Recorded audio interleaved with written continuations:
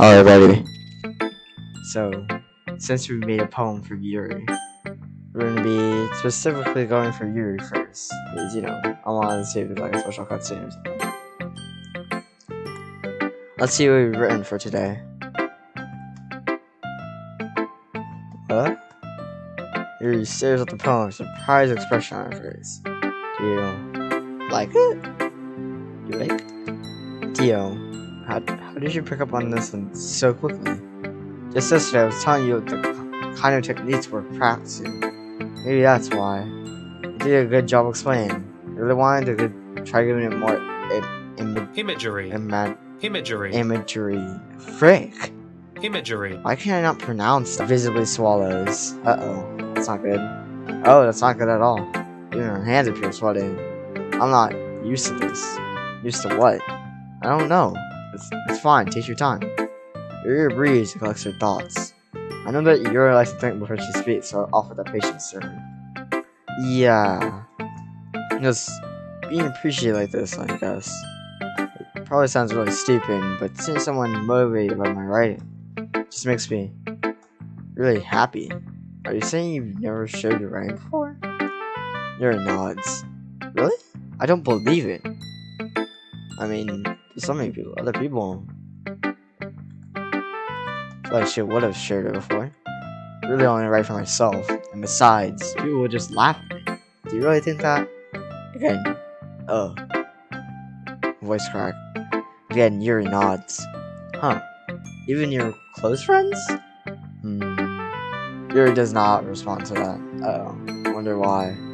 Anyway, do you want to share the poem you wrote today? Yeah, I do. It was with you. Man, the music just turned, like, Victorian godly. We'll need to give credit to this soundtrack. Dan Tablado did it with it. The raccoon. It happened in the dead of night while I was slicing bread fruit. Oh, again. Bread for a guilty snack. My attention was caught by the scuttering, frick, of a raccoon outside my window. That was, I believe, the first time I noticed my strange tendencies as an unordinary human. I gave the raccoon a piece of bread, my subconscious well aware of their consequences. Well aware that a raccoon that is fed will always come back for more. The enticing beauty of my cutting knife with subtleties. What? The bread and my hungry curiosity. Yeah, that makes sense. Yeah. The raccoon in urge. The moon, it increments its phase, and reflects that much more light off of my cutting bread.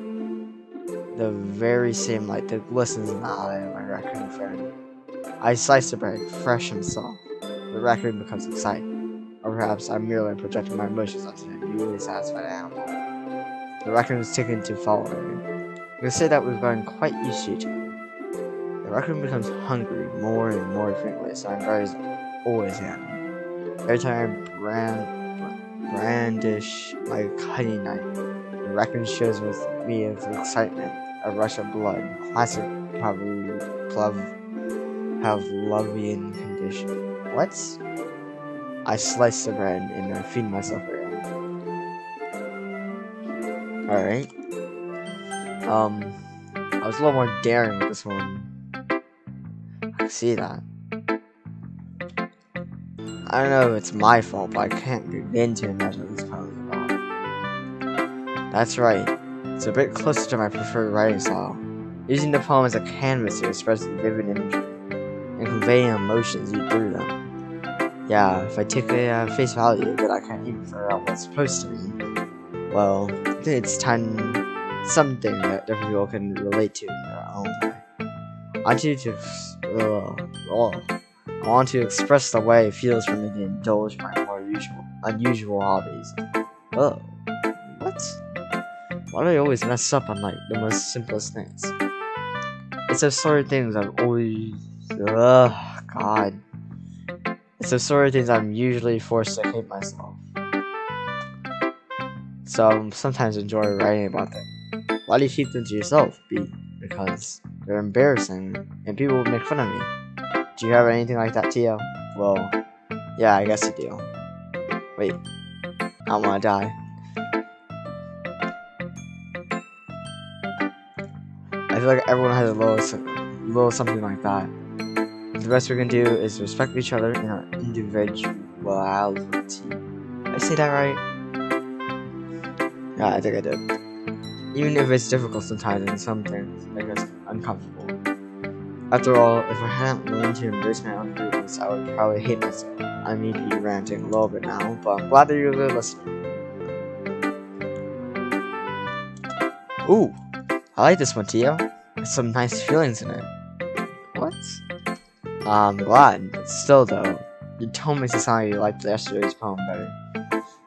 I guess you caught me. Sometimes you know me a little too well for my own head. Oh, just don't try to be nice about it. If I'm doing a bad job, then I'd rather just hear it. I agree about that. With that.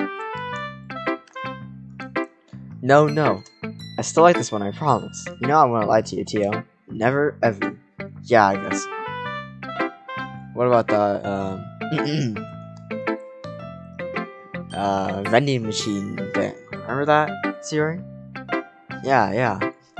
What made yesterday's poem so great compared to this one, then? Well, I'm not very good at figuring out if poems are good or bad. That's why I just go by my heart. If it makes me feel things, then it must be a good poem. I'm not sure that's exactly how it works. Then again, I guess conveying feelings is a pretty important part of this whole thing. Yeah, maybe. Honestly, I don't even know what kind of writing you like in the first place. Yeah, me neither. What? Yeah, why don't you at least try giving it some thought?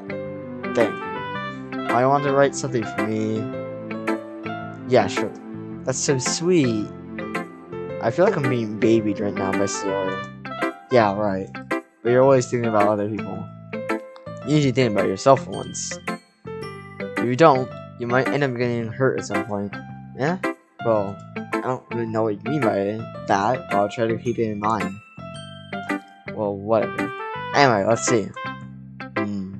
These are like happy poems. Wait, sometimes I like sad poems too. Bipolar. I'm joking. Sometimes a little bit of both. There's a word for that, right? What's the word I'm looking for? Bittersweet. Yeah, that's the right word. Yeah, I like things that are happy and things that are sad. Happy and sad? I can't see you like this of these sad seals. Well, I like happy the most, but sometimes when you have a little rain cloud, then as a sad poem, you help with the rain cloud a little hard. And make a nice happy rainbow about that. You know, that's very, very weird way to say that, but yeah, that's good. Siri, it's unexpectedly poetic. Exactly what I said. Is it? It is? Oh, frick. Maybe I'm getting better at expressing my feelings after all. Thanks, Tio. I should go write that down, then. You can read my poem now, okay? Aw, man. The flute makes us, like, kind of whimsical a little bit, but... And then the lute, I guess that's in the background? It's hard to describe, but it's pretty good. It's very good. Bottles. I pop off my scalp like the lid of a cookie jar. It's a secret place where I keep all my dreams. Wait, I pop off my scalp like the lid of a cookie jar. What? What? Little balls of sunshine all rubbing together like a bundle of kittens. I reach inside with my thumbs and forefinger and pluck one out. It's warm and tingly, but there's no time to waste. I put it in a bottle to keep it safe. And I put the bottle on the shelf with all the other bottles. Happy thoughts, and bottles. All in a row. Oh, shit. Alright, we're back. Alright. I accidentally pressed space, right? Don't make fun of me. Alright. My collection makes me lots of friends. Each bottle is starlight to make amends. Sometimes my friends feel a certain way. Friend feels a certain way. Down comes a ball to save the day. Night after night, more dreams. Friend after friend, more balls. Deeper and deeper my fingers go. Like exploring a dark cave, discovering the secrets hiding in the nooks and crannies. Digging and digging. Scraping and scraping. I blow dust on my ball caps. It doesn't feel like time elapsed. My empty shelf could use some more. My friend looks through. My friend looked through my locked front door. Finally, all done. I open up and in come my friends. If they come in such a hurry, did they want my balls that much? My friends would pull them up from the shelf, one after the other, holding them out to each and every friend, each and every ball. Every time I let one go, it shatters against the tile between my feet. Happy thoughts, and shards all over the floor. They're supposed to be for my friends aren't smiling. They're all shouting and pleading something, but all I hear is echo, echo, echo, echo, echo inside my head. Jeez. Okay. Right. Let's try to break this down. That she's looking through her mind and trying to get good memories, and she saves them in her mind. She shares these memories with other friends, but every time she shares a memory with a friend, it's like she has to let go of it, and then she forgets about it, and the happiness of that memory does not transfer to that person that she gave it to. I'm guessing what this part means is like asking her if she's okay or something, or maybe like she's distant from other people because of the fact that she can't seem to share her memories, which does make sense. Sure. Holy crap.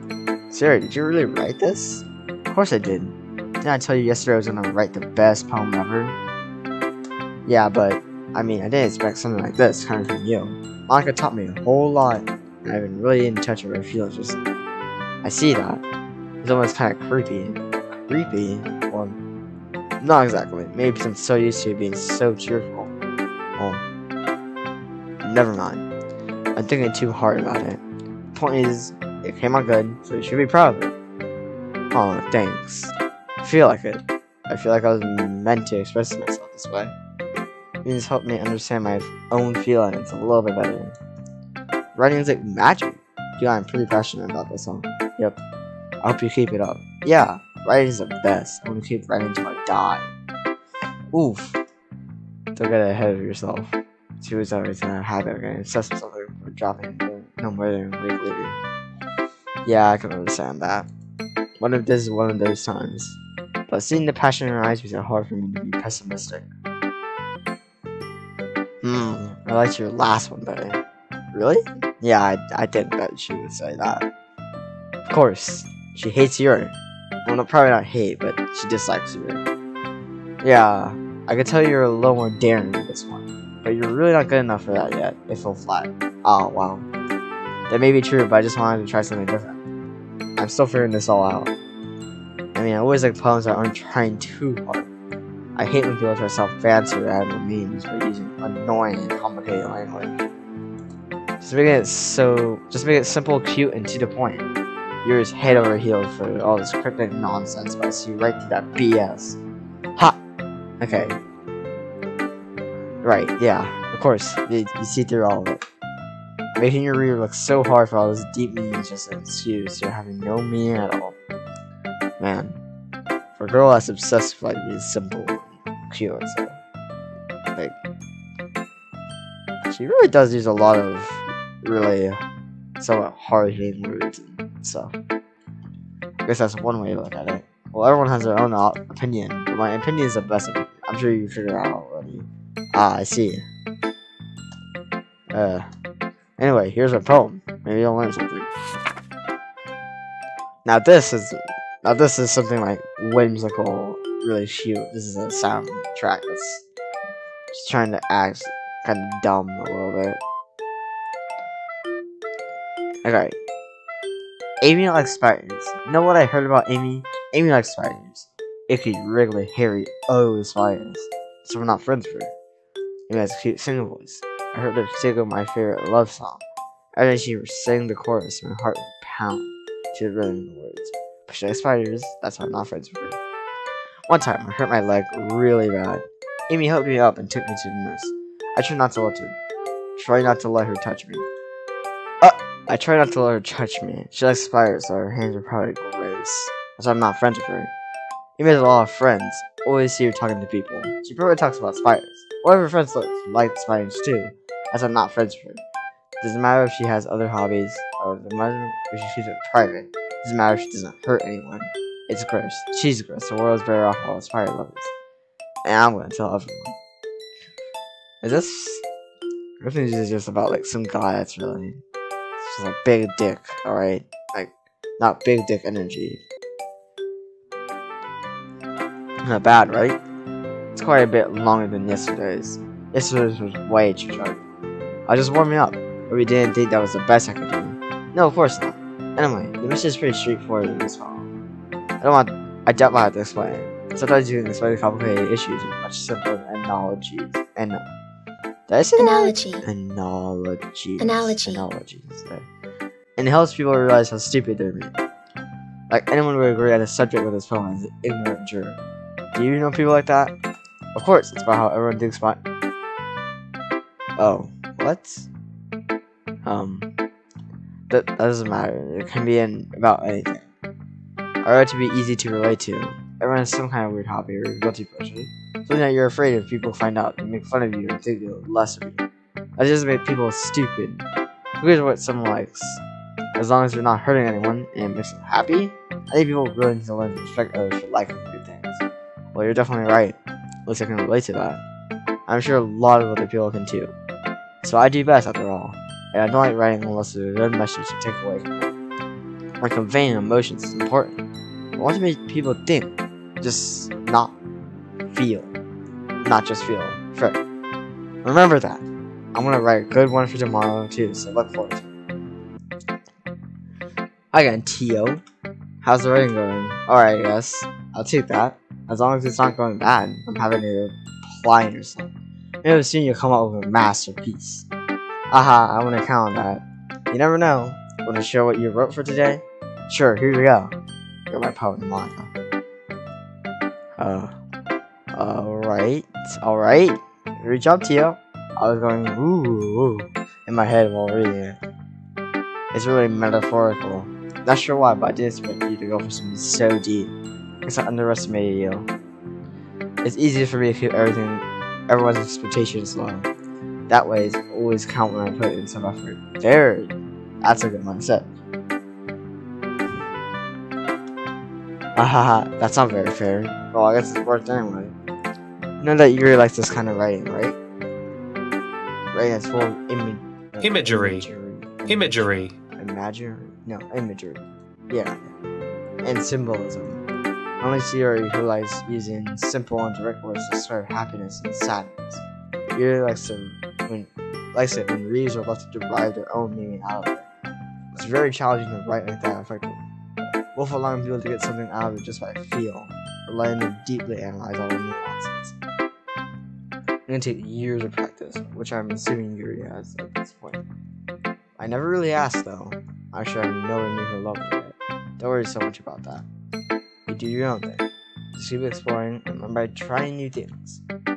But anyway, you want me to read my poem now? I thought this one turned out, so I hope you do too. Alright, let's take a look. Oh man, this soundtrack. Now this one's like kind of church, you know, heavenly? I already described something like that though. Okay, let's just say it's church-like. Save me. The colors still inside me. Stop. Frick.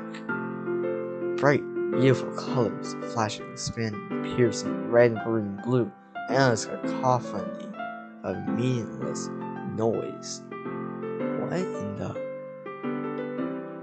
noise won't stop? Violent, grating waveforms, squeaking, screeching, piercing, sine, cosine, and tangent.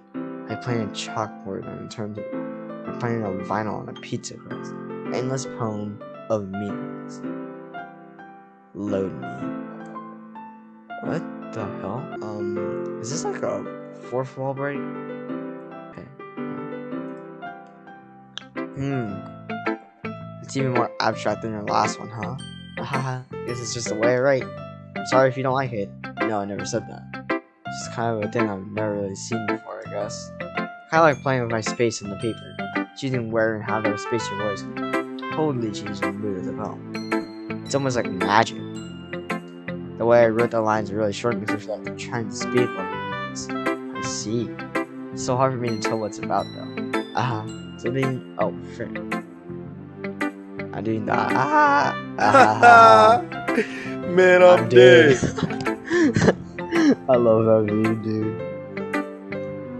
It's just such a good meme. Okay. A poem can be as abstract as a physical expression of a thought, or a conversation of the reader. So putting it that way, not every poem is about something. Anyway, here's Monika's writing tip of the day. Sometimes you'll find yourself facing a difficult decision. When that happens, don't forget to save your game. And when you might change your mind, or when something unexpected may happen. What the hell? It was with the.